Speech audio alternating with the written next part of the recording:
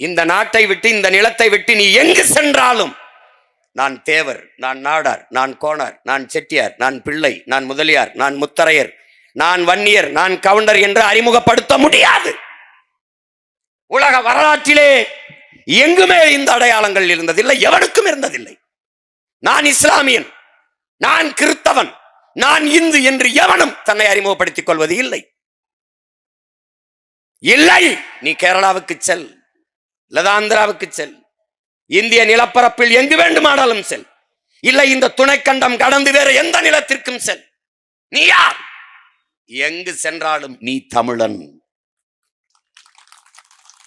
இதனால் தான் நம்முடைய தாத்தன் புரட்சி பாவலன் எங்கு பிறப்பினும் தமிழன் தமிழனே, இங்கு பிறப்பினும் அயலான் அயலானேங்கிறார். மற்றவர்களைப் போல இனமாறுகிற, அடையாளம் தொலைக்கிற இனம் அல்ல இது. அருகில் இருக்கிற மாநிலத்தவன் இங்கு வந்தால் திராவிடனாக மாறுவான், பீகாரியன் வந்தால் இந்து இந்துவாக மாறுவான், மராட்டியன் இங்கு வந்தால் இந்து இந்துவாக இந்தியனாக மாறுவான். ஆனால் நீ எங்கு சென்றாலும் தமிழன். கர்நாடகாவில் இருந்தாலும் தமிழன்,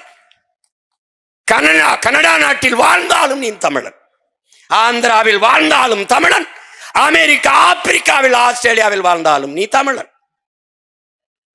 இது உன்னுடைய மாண்பு. தாய் நிலத்தை இழந்து இன்னொரு தேசத்திற்கு இடம்பெயர்ந்து எதிரிகளாக நீ சென்றாலும் தமிழன் தான். அதுதான் உன் அடையாளம்.